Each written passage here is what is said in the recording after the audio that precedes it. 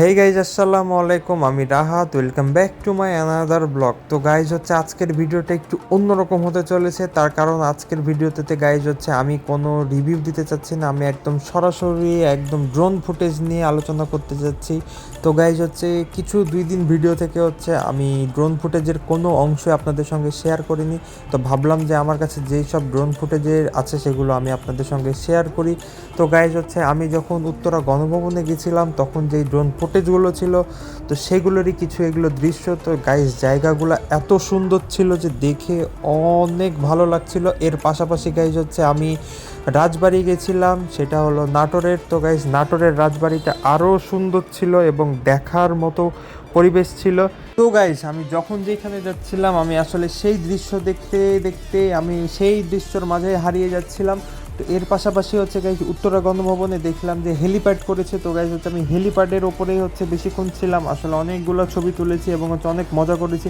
এর পাশাপাশি প্রশাসনে কিছু কর্মকর্তারা এসেছিলো, যাদের কারণে আমি প্রপারলিভাবে ড্রোন ফুটেজটা নিতে পারিনি, কিন্তু যতটুকু পেরেছি আমি ততটুকুই আপনাদের সঙ্গে শেয়ার করছি।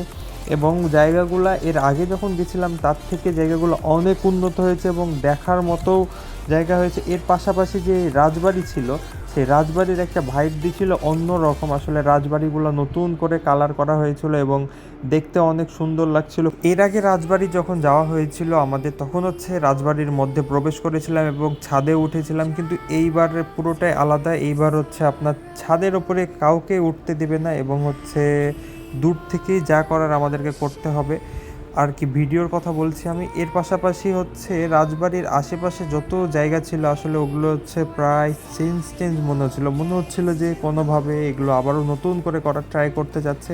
তো কিছু কিছু রাজবাড়ির অবস্থা এতটাই খারাপ যে আমার ড্রোন উড়াতে অনেক কষ্ট হচ্ছিল। তারপরেও গাইজ অনেক কষ্ট করে ড্রোন উড়িয়ে দিয়েছে একমাত্র আপনাদের জন্যে। অনেক রাজবাড়ির তো ছাদের ওপরেও অনেক বন জঙ্গল এবং গাছ তৈরি হয়ে গেছে, যেগুলো এখন পর্যন্ত ঠিক করা হয়নি।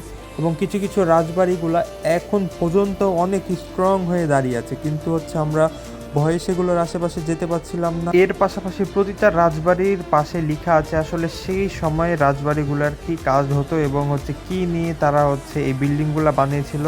ওইখানে রাজার অনেকগুলো ছেলে ছিল, যার কারণে বিভিন্ন ধরনের অনেকগুলাই আপনার রাজবাড়ি ওইখানে বানানো হয়েছে। তবে আমরা রাজার যেই মেন ভবন, সেই ভবন আমরা এখন পর্যন্ত খুঁজে পাইনি, অনেক চেষ্টা করেছি।